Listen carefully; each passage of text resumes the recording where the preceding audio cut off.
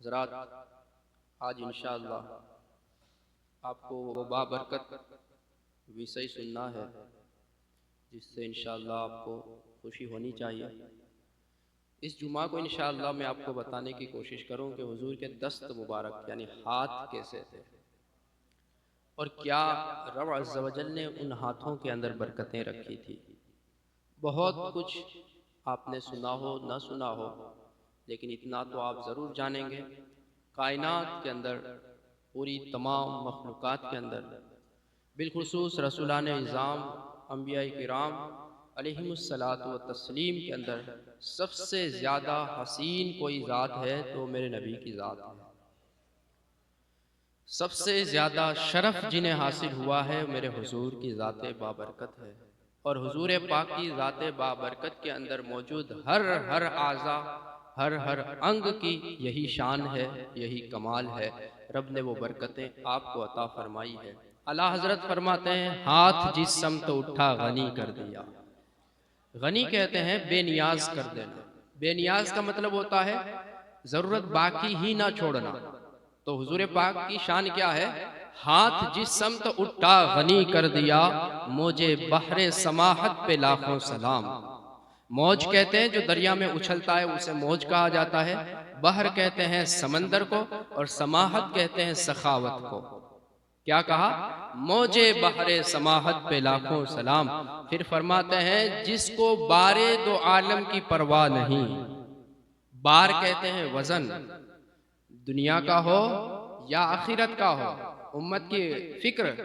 और इतनी बड़ी उम्मत और उसकी फिक्र हुजूर पाक। तो आला हज़रत फरमाते हैं जिसको बारे दो आलम की परवाह नहीं, ऐसे बाजू की कुव्वत पे लाखों सलाम। आला हज़रत फरमाते हैं काबाए दीनो ईमा के दोनों सुतून, काबाए दीनो ईमा के दोनों सुतून, साइदैन रिसालत पे लाखों सलाम। हाथ जिस समत उठा गनी कर दिया, मुझे बहरे समाहत पे लाखों सलाम।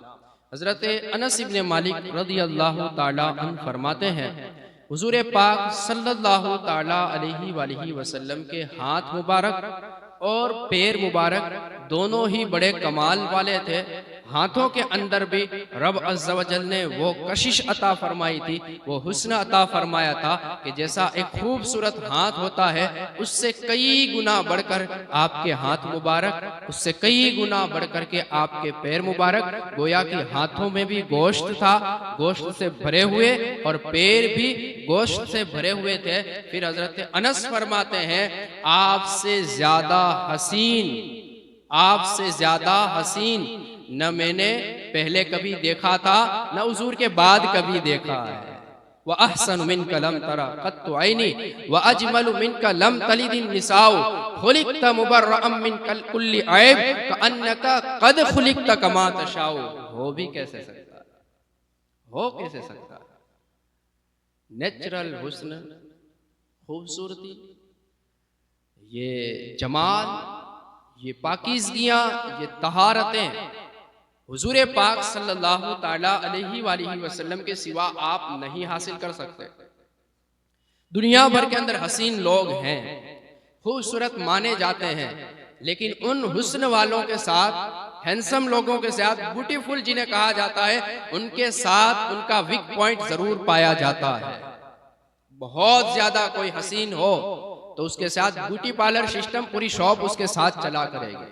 बहुत ज्यादा खूबसूरत नजर आने वाला पता नहीं कितनी टाइप के फेस वॉश लगाता होगा और कितने सारे मेकअप सिस्टम अपने साथ जोड़ता होगा, उसका अंदाजा आज मुश्किल है, बहुत मुश्किल है। अगर वही हुस्न वाले एक दिन मेकअप ना करें, अपने बदन शरीर को साफ ना करें, तो यकीन जाने आप चमड़ी, सफेद चमड़ी के साथ एक किस्म की बदबू पाई जाती है और वो बदबू बर्दाश्त नहीं की जा सकती। पर कुर्बान जाए आमिना के लाल अब्दुल्ला के लख्ते जिगर पर हजरत माँ आयशा सिद्दीका फरमाती हैं हुजूर पाक सल्लल्लाहु ताला अलैहि वसल्लम के हाथ मुबारक, क्या क्या हाथ मुबारक, इतने खुशबूदार थे, इतने खुशबूदार थे, गोया कि अभी इत्र बेचने वाले, मिसाल के तौर पर इत्र बेचने वाले के बॉक्स संदूक से आपके हाथ निकले हैं, चाहे आपने खुशबू लगाई हो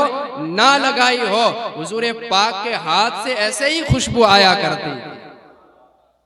कैसा प्यारा वो नजारा, कैसा वो प्यारा मंजर होगा।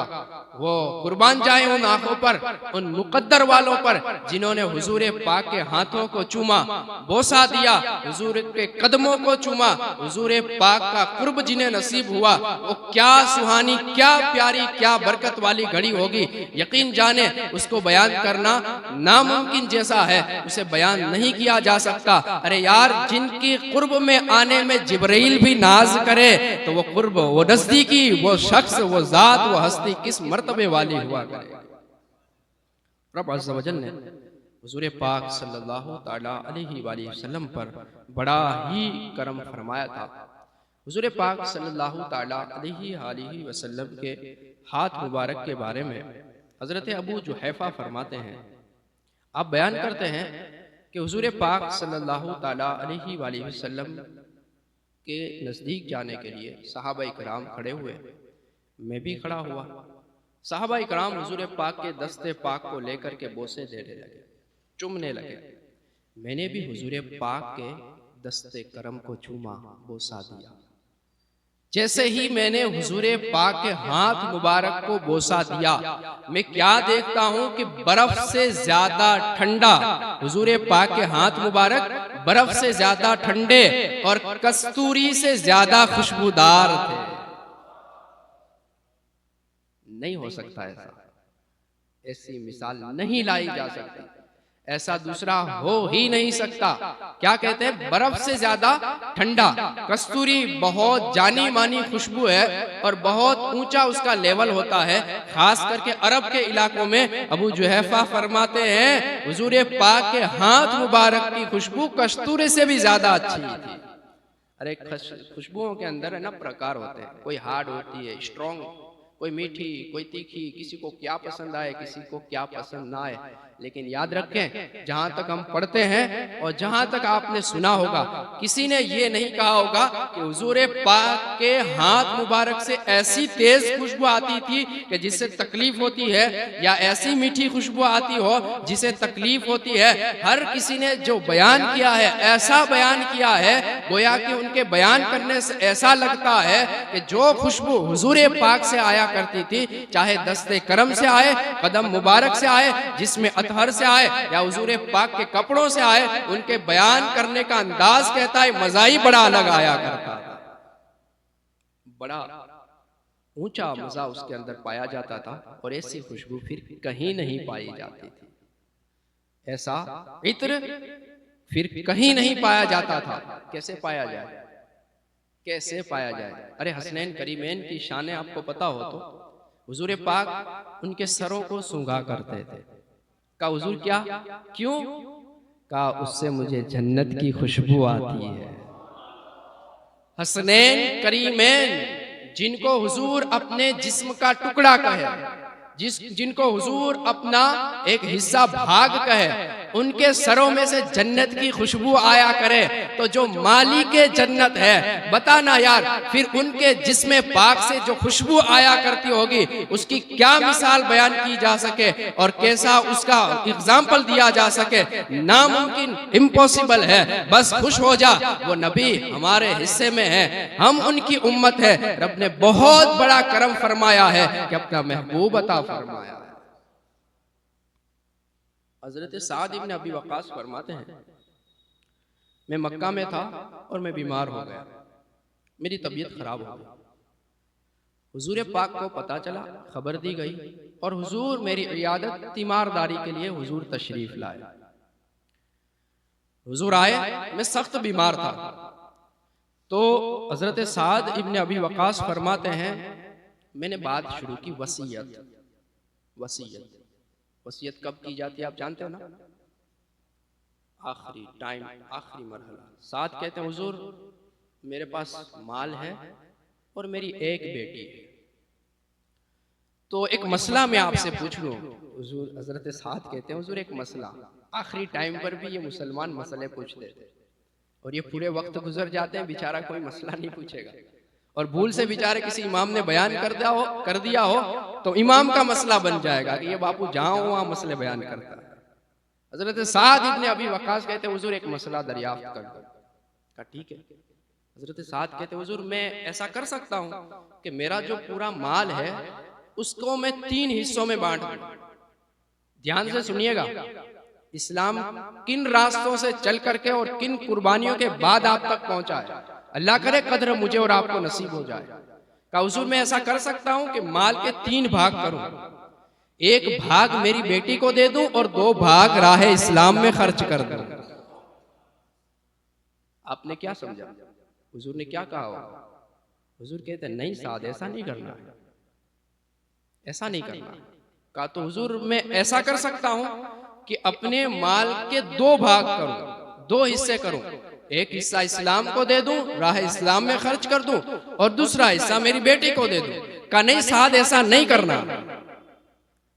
कहा हुजूर तो मैं ऐसा कर सकता हूं कि अपने माल के 3 भाग करूं, 2 मेरी बेटी को दे दूं और एक इस्लाम को दे दूं। हुजूर ने कहा हाँ साद तुम ऐसा कर सकते हो, हाँ साद ये तुम्हारा ऐसा करना अच्छा है, 1/3 इस्लाम को देना अच्छा है, ये बेहतर है, ये प्यारा है। साद तुम अपनी बेटी को 2 हिस्से दे दो, देख ये इस्लाम है, ये इस्लाम का प्यारा तरीका है। जाके सुना अपनी बहन बेटी को, इस्लाम तुझे परेशान करना नहीं चाहता, इस्लाम तुझे कैद में बंद करना नहीं चाहता, इस्लाम तेरी असल आजादी चाहता है, इस्लाम तुझे आजाद ही देखना चाहता है, इस्लाम इस बात में खुश है कि मेरी बहन तू खुश हो जा, इस्लाम तुझे खुश करना चाहता है। पर मेरी बहन समझ, मेरी बहन जरा जान, तेरी खुशी असल कहाँ छुपी हुई है और तुझे किन खुशियों में मजा आएगा। तेरे दिमाग और तेरी फिक्र के अंदर जो कमी है उसको दूर कर और प्यारे इस्लाम की अच्छी बातें समझने की कोशिश कर, वरना वो रहमत आलम सल्लल्लाहु ताला अलैहि वसल्लम ऐसा कहते हैं ना, साद जा ही रहे हो, जा ही रहे हो, दुनिया छोड़ ही रहे हो और तुम्हारी अपनी खुशी इस बात में है कि इस्लाम के लिए खर्च करके जाऊं, तो साद ऐसा करना, तेरी बेटी तो बाद में जिंदा रहने वाली है, कुछ भी कर लेगी, सारा माल खर्च कर दे। मेरा ईमान कहता है, यकीन कहता है, हजरत साद को फौरन बोलना था हुजूर मैंने सारा माल राह इस्लाम में खर्च किया, लेकिन हुजूर ने ऐसा नहीं किया। हुजूर ने क्या कहा, नहीं नहीं ज्यादा अपनी औलाद को दे, अपनी बेटे को दे और थोड़ा राह इस्लाम में खर्च कर। वो लोग अक्ल लें, समझ लें इन बातों से, इस्लाम दर्स क्या देना चाहता है, इस्लाम सिखाना क्या चाहता है। और वो लोग जब जिन्हें खर्च करने के लिए कहा जाए, सदकात खैरात के लिए कहा जाए, ज़कात उश्र के लिए कहा जाए, तो उन्हें कुड़न सी नफरत सी महसूस होती है और वो दीनी राहों में खर्च करने से दूर भागते हैं। भला तू इस्लाम का नहीं कर पाएगा, इस्लाम की तू मदद नहीं कर रहा है, राहे इस्लाम में खर्च करके मदद तू अपने आप की करता है, अपने माल को बचाता है। हाँ हाँ, हदीसों के मफहूम इस अंदाज के आए हैं, अगर आप किसी के साथ माली तौर से मदद करना चाहें, यानी आप ये चाहें कि मेरे फलां भाई का माल बढ़ जाए, बरकत वाला हो जाए, तो कहा यह गया है कि उससे ज्यादा खर्चे राह इस्लाम में किराया करे, मस्जिद में दे दे, मदरसे में दे दे, गरीब को दे दे, सदके कर दे, खैरात कर दे, उससे आप खर्चे करवाओगे, ये खुदा व रसूल ने गारंटी ली है तुम्हारा माल बढ़ ही जाएगा। 10 गुना से 70 गुना तक आपका माल बरकत वाला बन जाएगा। और आखिरत में जाएंगे ना तो वहां तो क्या कैलकुलेशन और क्या हिसाब, बेहिसाब जिसका कोई हिसाब नहीं किया जा सकता, इतना आपको मिलेगा। लेकिन मसला है ना कि वो हजम हो जाए, वो बात हजम हो जाए। असल क्या होता है कि वो माल नोट जेब में आती है ना तो उसका वजन नहीं होता है। मुझे तो आज तक नहीं पता कि लाख रुपये का वजन कितना होता है, शायद आपको भी नहीं पता होगा। लाख रुपया नो वजन केटलो थाय खबर है? नहीं खबर है। भले आप रोजाना गिनते हो, नहीं पता है। आप 10 की नोट का भी वजन नहीं पता होगा, लेकिन पता नहीं क्यों जेब में आती है तो उसका वजन बढ़ जाता है, वजन बढ़ जाता है। आदमी यूं हल्का फुल्का सा लगे, लेकिन पैसा आया वजन बढ़ गया। पता नहीं क्यों बढ़ता है, जरा जांच कीजिएगा और बताने की कोशिश कीजिएगा कि वजन क्यों बढ़ता है। अल्लाह ना करे किसी का ऐसा वजन बढ़े। हाँ, वजन बहुत तकलीफ देह होता है, वजन बढ़ता है, चर्बी बढ़ती है, नुकसान होता है, बहुत सारी प्रॉब्लम्स होती है और इंसान का पूरा सिस्टम बिगड़ जाता है, यूं जाहिरी तौर से भी और बातिनी तौर से तो बहुत भारी नुकसान है। तो समझे हुजूर पाक की तालीम पाक क्या है, साथ अपनी बेटी को ज्यादा दे दो और इस्लाम को थोड़ा दे दो। फिर हजरत साद, बड़ी मस्त बात यहां पर आ रही है। हजरत साद कहते हैं हुजूर पाक ने अपना दस्ते करम, दस्ते शिफा मेरे चेहरे पर फेरा, मेरे सीने पर फेरा, मेरे हाथों पर हुजूर पाक ने हाथ फेरा और फिर हुजूर पाक ने दुआ की, अल्लाह साद को शिफा अता फरमा, ऐ परवरदिगार साद की हिजरत को मुकम्मल फरमा। साद कहते हैं मैं दुरुस्त तंदुरुस्त सेहत वाला शिफा वाला हो ही गया, लेकिन फिर फरमाते हैं साद फरमाते हैं बड़ा प्यारा जुमला, हजरत साद फरमाते हैं जब भी मुझे ये महसूस होता कि हुजूर ने अपना हाथ मेरे बदन शरीर पर फेरा था तो मुझे अपने जिगर के अंदर ठंडक महसूस हुआ करती। बड़े दिन हो गए थे, लेकिन जब मुझे याद आती है ना तो मुझे एहसास होता, हाँ हुजूर ने हाथ फेरा था, बड़ी ठंडक महसूस होती थी मुझे, मेरे कलेजे के अंदर, मेरे जिगर के अंदर वो ठंडक आ जाया करती थी। कितना वो प्यारा वो कुर्ब का लम्हा, वो कितना बाबरकत लम्हा होगा। हजरत साहब या साहबा इकराम की जमातें ही समझ सकती हैं कि वो क्या नवाजिशात हुआ करती थी और फिर लोग क्यों कुर्बान हुआ करते थे। यूं ही कोई अपना वतन नहीं छोड़ता, अपने माँ बाप नहीं छोड़ता, अपनी औलादे कुर्बान नहीं करता, दुनिया को यूं ही कोई नहीं छोड़ा करता। सामने वाले को देख करके, उनके अंदर पाए जाने वाली बरकतों को देख करके तमाम ने छोड़ा था। जब इतना करम हो जाए, ऐसी बख्शिशें अदा हो जाए, अरे यार आज भी अगर दुनिया से जाने वाले इंसान को कोई कह दे कि वो जगह जहां से तुझे शिफा मिलेगी, बस मसला ये है 1-2 करोड़ खर्चा करना पड़ेगा, तो कौन ऐसा बेवकूफ होगा जो पैसा खर्च नहीं करेगा। हर कोई समझता है सेहत बेहतर है, सेहत होगी माल कमा लिया जाएगा, माल को बचाने जाऊंगा और मैं चला जाऊंगा तो फिर नुकसान हो जाएगा, मेरे पीछे वाले फिर गरीब